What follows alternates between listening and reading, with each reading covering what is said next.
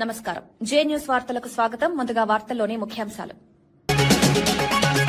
కేరళలో UDF manifesto విడుదల చేసిన సీఎం రేవంత్ రెడ్డి హామీలన్నీ అమలు చేస్తామని ప్రకటన. మార్పు కోసం యూడీఎఫ్ కు ఓటు వేయాలని పిలుపు. సరైన నాయకత్వంలో అభివృద్ధి సాధ్యమని వ్యాఖ్య.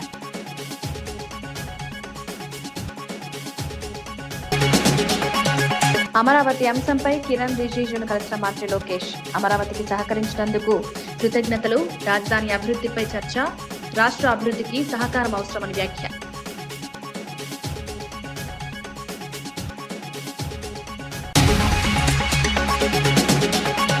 హుజరాబాద్ లో డంపింగ్ యార్డుకు వ్యతిరేకంగా కౌశిక్ హెచ్చరిక. కాంట్రాక్టర్లు ముందుకొస్తే ప్రజలు తిరగబడతారని వ్యాఖ్య. నిర్ణయం వెనక్కి తీసుకోకపోతే దీక్ష చేస్తామని హెచ్చరిక. డంపింగ్ యార్డుల వల్ల ఆరోగ్యం ముప్పు అన్న ఆందోళన.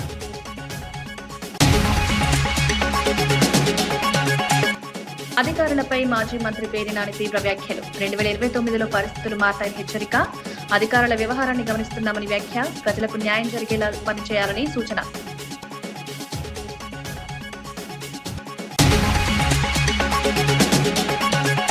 తెలుగు జాతి గౌరవంపై ఎంపీ లక్ష్మణ్ కీలక వ్యాఖ్యలు. కాంగ్రెస్ పాలనలో తెలుగువారిని కించపరిచారని విమర్శ. పొట్టి శ్రీరాముల త్యాగం గుర్తుంచుకోవాలని సూచన. ఎన్టీఆర్ సామాజిక న్యాయానికి ప్రతీకాన్ని కొనియాడిన లక్ష్మణ్. కేరళ అసెంబ్లీ ఎన్నికల నేపథ్యంలో యునైటెడ్ డెమోక్రటిక్ ఫ్రంట్ కూటమి మేనిఫెస్టోను సీఎం రేవంత్ రెడ్డి విడుదల చేశారు. స్థానిక నేతలతో కలిసి జరిగిన ఈ కార్యక్రమంలో కీలక వ్యాఖ్యలు చేశారు. యూడీఎఫ్ ప్రజలకు ఇచ్చిన ప్రతి హామీని 100% అమలు చేస్తామని స్పష్టం చేశారు. సంక్షేమం, అభివృద్ధి, పారదర్శక పాలన ప్రధాన లక్ష్యాలని వివరించారు. కేరళ ప్రజలు మార్పు కోరుకుంటున్నారని, యూడీఎఫ్ కు భారీ మెజారిటీని ఇవ్వాలని పిలుపునిచ్చారు. ఎన్నికల వేళ ఈ ప్రకటన ప్రాధాన్యత సంతరించుకుంది. యూడీఎఫ్ విజయంతో కొత్త దిశలో పాలన సాగుతుందని తెలిపారు.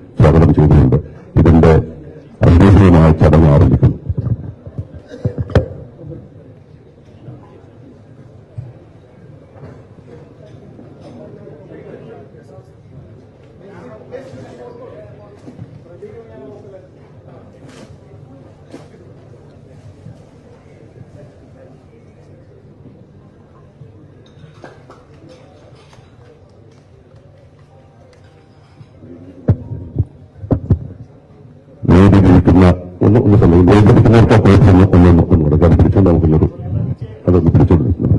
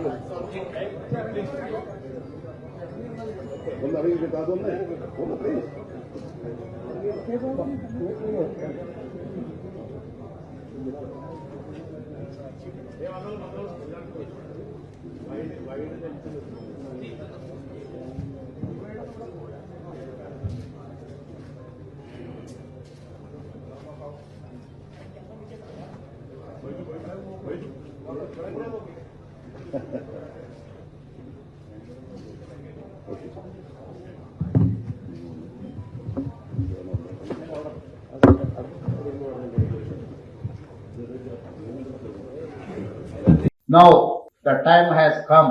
Kerala people have to decide who has to run the government. I'm assuring you, I'm going to be there. I'm going to stand along with Kerala people. Next 20-25 years, I'm going to serve poorest of the poor. Whenever Kerala people request, whenever Kerala people wanted to come here, I will come. I will support Kerala people. I have 28 months experience only as a chief minister. Fortune 500 companies are in my state. GCCs are there. Pharma companies are there. You people are skilled people. All these years, you have been working for Middle East countries, Gulf countries. Why can't your own state? Earlier, we used to work for developed countries like US, any other country, in software, pharma, other different verticals. Today, my people are working for my state. They are establishing their own investment, their own companies. They are starting their unicorns. All these years, our youth were working with Google, Microsoft, Infosys, or any other company. Microsoft CEO from Hyderabad, World Bank Chairman studied in Hyderabad, Santanu Narayan studied in Hyderabad, Premji Vatsav studied in Hyderabad. Whoever studied in my state, my city, now they are ruling the biggest of the biggest corporates in the world. They are the CEOs of all those companies. I have appealed, I have organized a global summit in my state. I have invited everyone. I have made a policy, Telangana Rising 2047. They have involved everyone in this process. They have made a policy document to improve Telangana, to develop Telangana. That policy document is going to create wealth and health in Telangana. By 2034, we are going to reach $1 trillion economy. By 2047, we are going to reach 3 trillion. మాజీ మంత్రి పేర్ని నాని అధికారులపై తీవ్ర స్థాయిలో వ్యాఖ్యలు చేశారు. 2029లో జగన్ అధికారంలోకి వచ్చిన తర్వాత పరిస్థితులు మారతాయని హెచ్చరించారు. అప్పటి వరకు అధికారుల వ్యవహారాన్ని గమనిస్తున్నామని తెలిపారు. అవసరమైతే తెలంగాణకు వెళ్లి కేసీఆర్ను కలిసైన సమస్యలను పరిష్కరిస్తామన్నారు. అధికారుల ప్రవర్తనలో మార్పు అవసరమని సూచించారు. ప్రజలకు న్యాయం జరిగేలా పనిచేయాలని స్పష్టం చేశారు. 2034 దాకా ఉంటాడు సర్వీస్ లో బాపిరాజ్ చౌదరి గారు. చంద్రబాబు నాయుడు గారి చుట్టం, గోపీచంద్ గారికి చుట్టం. ఈ బాపిరాజ్ చౌదరి గారిని 2029 గవర్నమెంట్ రాగానే, జగన్ రాగానే ఆ కమిషనర్ బందర్ పోస్టింగ్ తీసుకొచ్చి ఇదే బాధ, ఇదే ప్రొక్లైన్ దిగితే గుండెల్లో ఎంత బాధ ఉంటుందో నీకు, నిన్ను ఆడిస్తున్న నీ పెన్ డ్రైవ్లన్నీ కూడా సేఫ్ లాకర్లో దాచుకుని నిన్ను తోలుబొమ్మలాగా ఆడిస్తున్నటువంటి ఆడికి ఇద్దరికి ఈ జేసీబీ బకెట్లు దిగితే ఎంత బాధ ఉంటుందో చూపించకపోతే కుల రవీంద్ర చూసుకో. ఇదే బాపిరాజుని బందర్ తీసుకొస్తా. ఇదే పోలీసులు ఎవరెవరైతే ఉన్నాడో, పొద్దున ఒకడు ఉన్నాడు చల్లగా శంపందిలాగా ఉన్నాడు, ఆడిని కూడా ఇక్కడికే తీసుకొచ్చి ఇక్కడే నీ ఇళ్ళకి కాపలా పెట్టి బందోబస్తు పెట్టి నువ్వు ఎట్లా అయితే వస్తే వీళ్ళందరినీ ఈడిపించావో, చొక్కాలు పట్టుకుని, చీరలు పట్టుకుని, జాకెట్లు పట్టుకుని ఈడిపించావో ఈ మనుషుల్ని, అట్లాగే నిన్ను నీ కోసం వచ్చిన ప్రతి ఒక్కరిని ఇదే పోలీసులు వాళ్ళు ఎవడెవడైతే వచ్చాడో సిఐలు, ఎస్ఐలు మొత్తం అందరినీ నీ ఇళ్ల చుట్టూ, బైపాస్లో ఇంటి చుట్టూ, ఇక్కడ పార్కులో కట్టిన ఇంటి చుట్టూ అదే పోలీసుల్ని పెట్టి, అదే బాపురాజుని పెట్టి, గోపాలరావు అసిస్టెంట్ కమిషనర్ ఉన్నాడు. ఎవరెవరైతే ఈ పాడు పనులు, తప్పుడు పనులు ఇన్వాల్వ్ అయ్యారో నోటీసులు ఇవ్వకుండా, ఏసీపీ నీ ఇంటికి ప్లాన్ లేదు, నీ ఇల్లు ఎక్కడో నాకు తెలుసు, నీకు తెలుసు. అలాగే TPO, TPS assistant commissioner Gopalarao, నువ్వు బందర్ వదిలి వెళ్ళిపోతావేమో. గోపాలరావు, బందర్ కాదు, నువ్వు ఆంధ్ర రాష్ట్రంలో ఎక్కడున్నా సరే, అవసరమైతే నువ్వు తెలంగాణ వెళ్తే కేసీఆర్ కాళ్ళన్నా పట్టుకుంటా. నీ ఇంటి సంగతి చూస్తా గోపాలరావు. మనిషి జన్మ ఎత్తలేదా మీరని అడుగుతున్నాను. మనిషి జన్మ ఎత్తలేదా ఎవడు మీరు అసలు అధికారుల? అలాగే జిల్లా ఎస్పీ నాయుడు గారిని కూడా అడుగుతున్నా, అయ్యా ఎస్పీ గారు, కమిషనరు మీ పోలీసులకి పోలీస్ రిక్విజిషన్ ఇచ్చాడా? ప్రొటెక్షన్ అడిగాడా? రాతపూర్వకంగా అడిగాడా? ఫోన్ చేసి కుల్లు రవీంద్ర అడగటం కాదు ఎస్పీ గారు, నిన్ను రాతపూర్వకంగా మున్సిపల్ కమిషనర్ మీ పోలీసుల్ని, నాకు పోలీస్ బందోబస్తు కావాలి, సోన్సో నోటీస్ నంబర్ ప్రకారం కోలదోయటానికి నేను వాళ్ళకి నోటీస్ ఇచ్చాను, నిన్ను పోలీస్ ప్రొటెక్షన్ రాతపూర్వకంగా అడిగాడా? మీరు ఆలోచించుకోండి ఎస్పీ గారు. మీరు ఊరికే కుల్లు రవీంద్ర తానా అంటే తందానా అని కుల్లు రవీంద్ర ఫోన్ చేయగానే మీరు లేచి నుంచి పోలీసులను పంపిస్తే ఇది ధర్మమా మీ ఐపీఎస్ ఉద్యోగానికి? ఎస్పీ గారు, రాతపూర్వకంగా కమిషనర్ మిమ్మల్ని అడగడా? మీరు అడిగితే కనుక అది మీడియాకి రిలీజ్ చేయండి. మున్సిపల్ కమిషనర్ బాపిరాజు చౌదరి మీకు మున్సిపాలిటీ నుంచి అధికారికంగా నేను పలానా చోట నోటీస్ ఇచ్చాను, ఆ నోటీస్ మీరిపోయింది, నాకు అక్కడ ఇల్లు కొలదోయటానికి పోలీస్ ప్రొటెక్షన్ కావాలని చెప్పని మీకు రాతపూర్వకమైన నోటీస్ చిలకలపూడి సిఐకి ఇచ్చాడా? ఇస్తే మీడియాకి పెట్టండి. నేను మిమ్మల్ని నోరు మూసుకోకపోతే అప్పుడు అడగండి. మీ పోలీసులను అన్నందుకు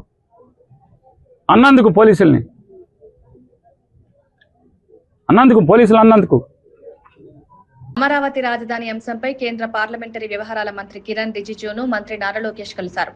అమరావతికి చట్టబద్ధత కల్పించడంలో సహకరించినందుకు కృతజ్ఞతలు తెలిపారు. రాష్ట్ర అభివృద్ధికి కేంద్రం సహకారం అవసరమని వివరించారు. అమరావతి నిర్మాణాన్ని వేగవంతం చేయడానికి అవసరమైన చర్యలపై చర్చించారు. ఈ సమావేశంలో భవిష్యత్ కార్యాచరణపై కూడా చర్చ జరిగినట్లు సమాచారం.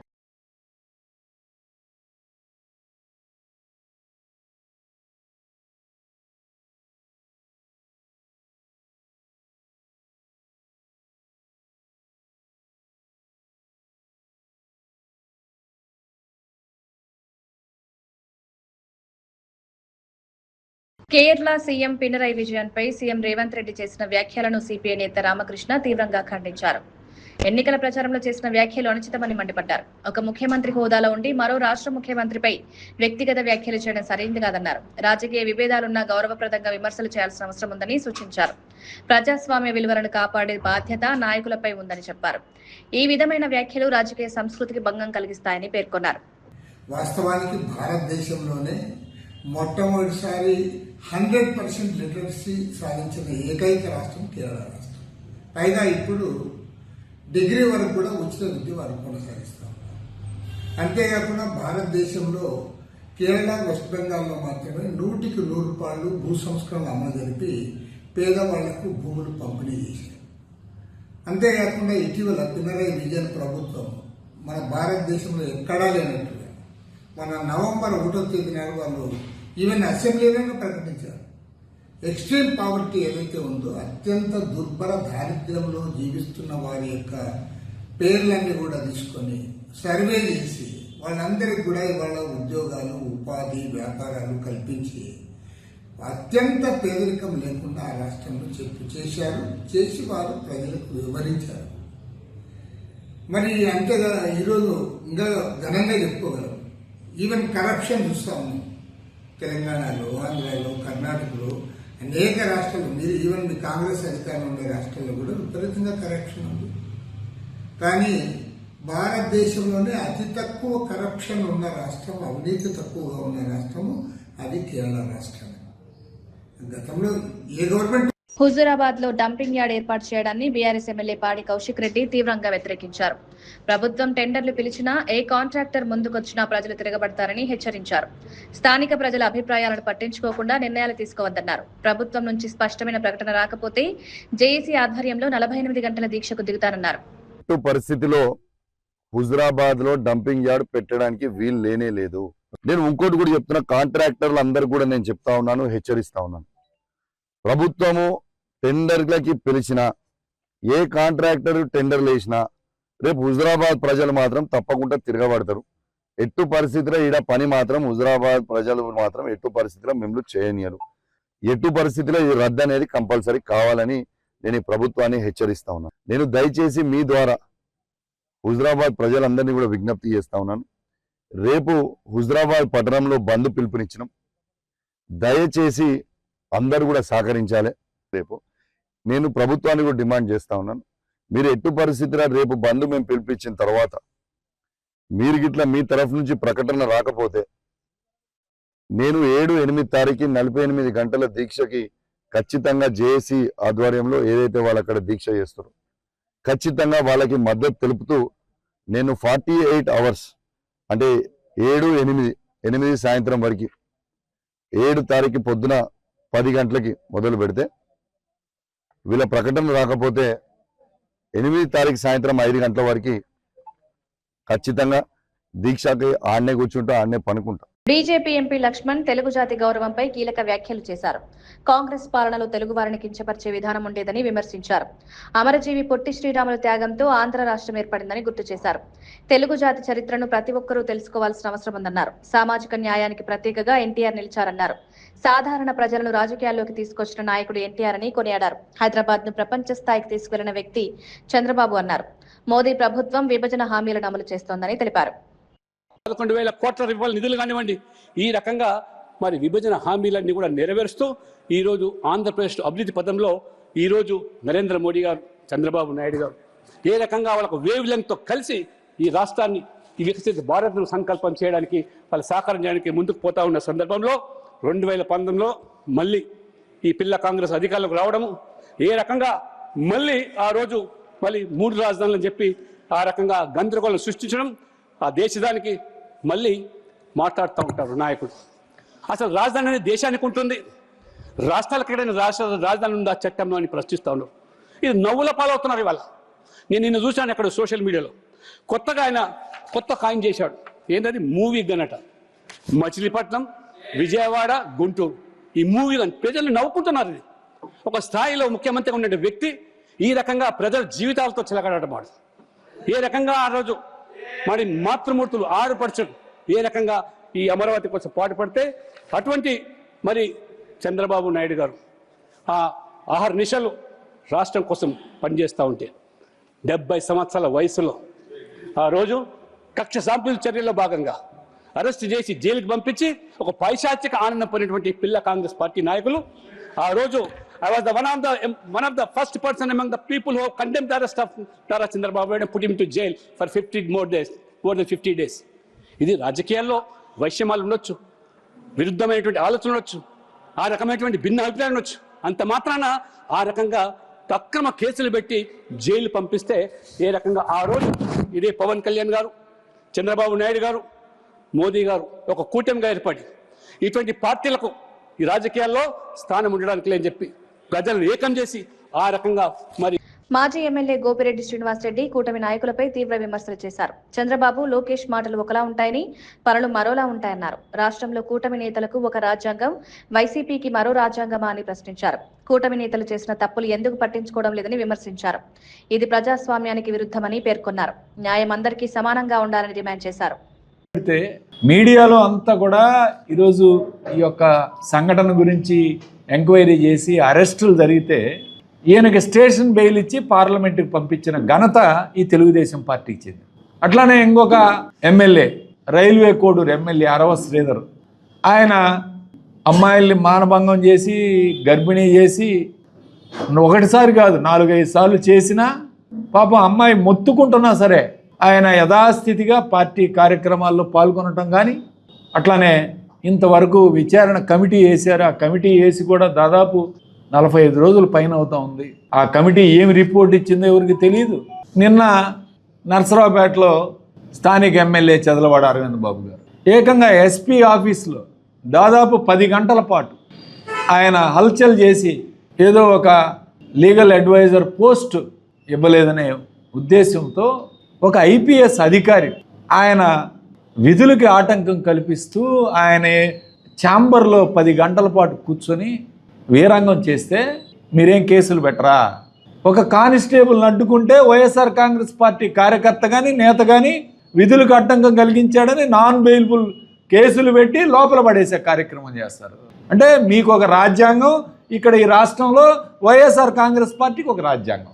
మీరేం చేసినా చెల్లిపోతుంది ఈ రాష్ట్రం. ఎవడు ఏం చేసినా, ఎన్ని దోపిడీలు చేసినా, ఇసుక, మద్యం, ఎవడు మీ ఇష్టం ఏది చేసుకున్నా సరే పేకాట క్లబ్బులు నడిపిస్తున్నారు చిలకలూరిపేటలో, సక్కనపల్లిలో. ఏమి మాట్లాడరు. లోక్సభలో ఓవర్సీస్ సిటిజన్స్ ఆఫ్ ఇండియా క్రీడాకారుల అంశంపై కాంగ్రెస్ ఎంపీ చామల కిరణ్ కుమార్ రెడ్డి ప్రస్తావించారు. హైదరాబాద్ వంటి నగరాల్లో ఎంతో మంది ప్రతిభావంతులైన ఓసీఐ క్రీడాకారులు దేశవాళీ క్రికెట్ టోర్నీలో రాణిస్తున్నారన్నారు. 2024లో బీసీసీఐ నిబంధనల మార్పుతో వారు అవకాశాలు కోల్పోతున్నారన్నారు. ఇది ప్రతిభకు అన్యాయం చేస్తుందన్నారు. వారికి భారత్ తరపున ఆడే అవకాశం కల్పించాలని కేంద్ర క్రీడల మంత్రిత్వ శాఖను కోరారు. Prime Minister Shri Narendra Modi ji on 27th September 2015 at SAP Center in San Jose, USA, whose words left a lasting impact on overseas citizens of India. With deep passion for cricket, they moved back to India. They progressed rapidly and represented Hyderabad and other states in prestigious BCCI tournaments such as Vijay Merchant, Vinnu Mankad, coach Behar, CK Naidu and under 23 state tournament. Sir, मैं एक बच्चे के बारे में बात करना है sir. His name is Rishit Reddy. He is also Indian overseas citizen है sir. He represented India for under 19. His parents have moved back to India and started their company and providing employers contributing to the society and the economy. However, in 2024, The BC ఇండోనేషియాలో సంభవించిన శక్తివంతమైన భూకంపం ప్రజలను తీవ్ర భయాందోళనకు గురిచేసింది. Richter స్కేల్పై 7.6గా నమోదైన ఈ భూకంపాలు అనేక ప్రాంతాల్లో తీవ్ర ప్రభావం చూపాయి. భవనాలు కూలిపోవడంతో భారీ నష్టం సంభవించింది. గోడలు బీటలు వారడంతో ప్రజలు ఇళ్ల నుంచి బయటకు పరుగులు తీశారు. శిథిలాల కింద చిక్కుకున్న వారిని రక్షించేందుకు అత్యవసర బృందాలు రంగంలోకి దిగాయి. గాయపడిన వారిని సమీప ఆసుపత్రులకు తరలించి చికిత్స అందిస్తున్నారు. మరిన్ని ఆఫ్టర్ షాక్స్ వచ్చే అవకాశం ఉందని అధికారులు హెచ్చరించారు.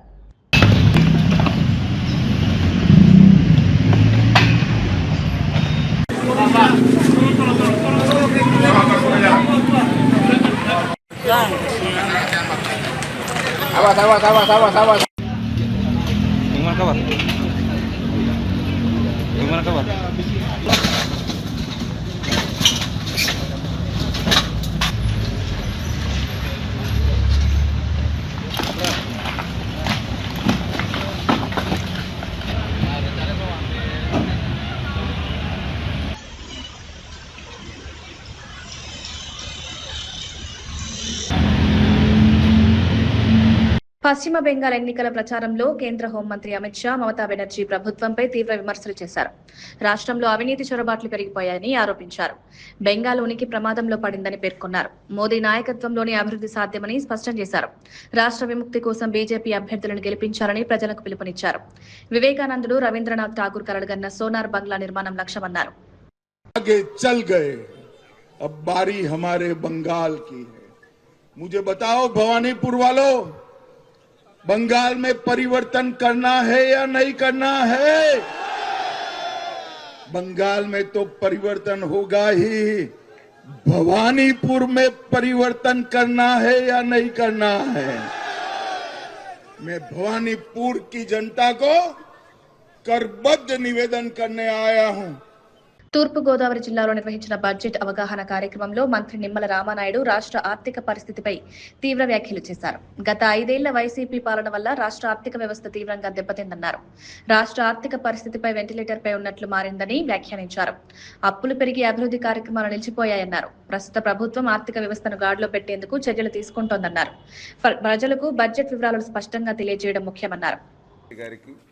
అదేవిధంగా వేదికను అలంకరించినటువంటి గౌరవ జేసీ స్వరూప్ గారికి, అదేవిధంగా మున్సిపల్ కమిషనర్ రాహుల్ మీనా గారికి, డిఆర్ఓ సీతారామమూర్తి గారికి, ఇంకా వేదిక ముందున్నటువంటి గౌరవ శాసనసభ్యులు, అదేవిధంగా గౌరవ అధికారులకు, పాత్రికేయ మిత్రులకు అందరికీ కూడా ముందుగా నా హృదయపూర్వకమైనటువంటి నమస్కారాలు ముందుగా మీ అందరికీ కూడా తెలియజేసుకుంటూ, ఈరోజు గౌరవ ముఖ్యమంత్రి నారా చంద్రబాబు నాయుడు గారు 2024లో ప్రజల ఆశీర్వాదంతో కూటమి ప్రభుత్వం అధికారంలోకి వచ్చిన తర్వాత ఆర్థికమైనటువంటి ఇబ్బందులు, ఆర్థికపరమైనటువంటి కష్టాలు ఈ యొక్క ఆంధ్రప్రదేశ్ రాష్ట్రానికి ఉన్నటువంటి స్థితిలో కూడా ఏ రకంగా అభివృద్ధిని, సంక్షేమాన్ని ఈరోజు రాష్ట్రంలో అమలు చేస్తున్నామో ఈ బడ్జెట్ అవుట్ రీచ్ ప్రోగ్రాం ద్వారా ప్రతి జిల్లాలోనూ, ప్రతి నియోజకవర్గంలోనూ, ప్రతి మండలంలోనూ కూడా ప్రజలకు వివరించాలనేటువంటి ఆలోచనలో భాగంగానే ఈ యొక్క బడ్జెట్ అవుట్ రీచ్ ప్రోగ్రాం ఈరోజు తూర్పుగోదావరి జిల్లా కార్యక్రమంలో మేమందరం కూడా భాగస్వాములం అయ్యామనేటువంటి విషయాన్ని ముందుగా మీ అందరి ద్వారా తెలియజేసుకుంటూ ఉన్నా. ఎందుకంటే మీ అందరికీ తెలుసు, ఆ రోజు 2024 సంవత్సరంలో ప్రజలు ఆంధ్రప్రదేశ్ రాష్ట్ర చరిత్రలో ఎప్పుడూ లేనిటువంటి విధంగా 94% స్ట్రైక్ రేట్తో కూటమి ప్రభుత్వాన్ని గెలిపించారు. అధికారంలోకి వచ్చిన తర్వాత చూస్తే ఆర్థిక పరిస్థితి అంతా కూడా చిన్నాభిన్నంగా ఉన్నటువంటి పరిస్థితి. ఖాళీ చిల్లుకుండను ఈ యొక్క ఆంధ్రప్రదేశ్ రాష్ట్రానికి అందజేసినటువంటి పరిస్థితి. ఖాళీ కొండస్తే ఏదో రకంగా శ్రమించి నింపుకోవచ్చు, కానీ ఖాళీ చిల్లుకుండ అంటే జగన్మోహన్ రెడ్డి చేసినటువంటి అప్పుల్ని ఒక పక్క తీర్చాలి, ఆయన చేసినటువంటి అప్పులకి వడ్డీలు మరొక పక్కన కట్టాలి, మరొక పక్కన అభివృద్ధిని, సంక్షేమాన్ని, ప్రజల యొక్క కోరికల మేరకు మళ్ళీ వాటిని కూడా మనం నెరవేర్చాలి. ఇటువంటి సవాళ్ళనన్నింటినీ కూడా అధిగమిస్తూ ఈరోజు ఒక పరిపాలనా దక్షత ఉన్నటువంటి వ్యక్తి ఈరోజు ముఖ్యమంత్రిగా చంద్రబాబు నాయుడు గారు ఉండడం, ఆయనకి కొండంత అండగా ఉప ముఖ్యమంత్రిగా ఇవాళ పవన్ కళ్యాణ్ గారు ఉండడం, వీరిద్దరికీ తోడుగా నరేంద్ర మోడీ గారు ఉండడం వల్లనే ఇటువంటి సవాళ్ళన్నింటినీ కూడా అమెరికా అధ్యక్షుడు డొనాల్డ్ ట్రంప్ ఫ్రాన్స్ అధ్యక్షుడు మైక్రాన్ పై చేసిన వ్యాఖ్యలు సంచలనంగా మారాయి. మైక్రాన్ వ్యక్తిగత జీవితాన్ని ప్రస్తావిస్తూ ఆయన భార్య అతన్ని పట్టించుకోదని వ్యాఖ్యానించారు. ఆమె దురుసుగా ప్రవర్తిస్తోందని కూడా అన్నారు. ఇటీవల గాయాల నుంచి కోలుకుంటున్నాడని వెటకారం చేయడం వివాదాన్ని పెంచింది. ఈ వ్యాఖ్యలకు సంబంధించిన వీడియో సోషల్ మీడియాలో వైరల్ గా అవుతోంది. ప్రపంచవ్యాప్తంగా నేతల వ్యక్తిగత విషయాలపై వ్యాఖ్యలు చేయడం సరైందా అన్న చర్చలు మొదలయ్యాయి. అంతర్జాతీయ సంబంధాలపై ప్రభావం ఉంటుందా అనే ప్రశ్నలు తలెత్తుతున్నాయి. You were betrayed and arrested and falsely accused. It's a familiar pattern that our Lord and Savior showed us. But it didn't end there for him, and it didn't end there for you. God always had a plan. On the third day, he rose, he defeated evil, he conquered death, hell, and the grave. And because he rose, we all know that we can rise. And sir, because of his resurrection, you rose up. Because he was victorious, you were victorious. And I believe that the Lord said to tell you this. Because of his victory, you will be victorious in all you put your hand to. Amen. Because God is with you and God is using you to defeat evil, to restore families, to awaken the church, to harvest the nations, and to bring a worldwide revival. వార్తలు ముగించే ముందు ముఖ్యాంశాలు మరోసారి. కేరళలో UDF manifesto విడుదల చేసిన CM Revanth Reddy హామీలన్నీ అమలు చేస్తామని ప్రకటన. మార్పు కోసం యూడీఎఫ్ కు ఓటు వేయాలని పిలుపు. సరైన నాయకత్వంలో అభివృద్ధి సాధ్యమని వ్యాఖ్య.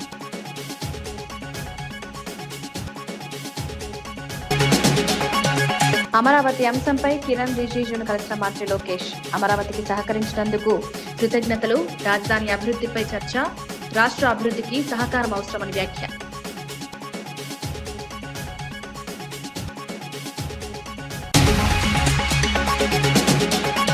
హుజరాబాద్ లో డంపింగ్ యార్డుకు వ్యతిరేకంగా కౌశిక్ హెచ్చరిక. కాంట్రాక్టర్లు ముందుకొస్తే ప్రజలు తిరగబడతారని వ్యాఖ్య. నిర్ణయం వెనక్కి తీసుకోకపోతే దీక్ష చేస్తామని హెచ్చరిక. డంపింగ్ యార్డుల వల్ల ఆరోగ్యం ముప్పు అన్న ఆందోళన.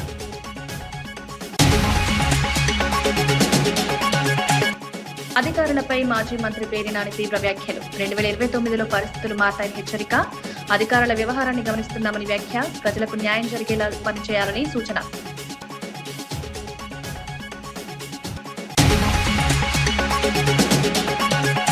తెలుగు జాతి గౌరవంపై ఎంపీ లక్ష్మణ్ కీలక వ్యాఖ్యలు. కాంగ్రెస్ పాలనలో తెలుగువారిని కించపరిచారని విమర్శ. పొట్టి శ్రీరాముల త్యాగం గుర్తుంచుకోవాలని సూచన. ఎన్టీఆర్ సామాజిక న్యాయానికి ప్రతీకాన్ని కొనియాడిన లక్ష్మణ్.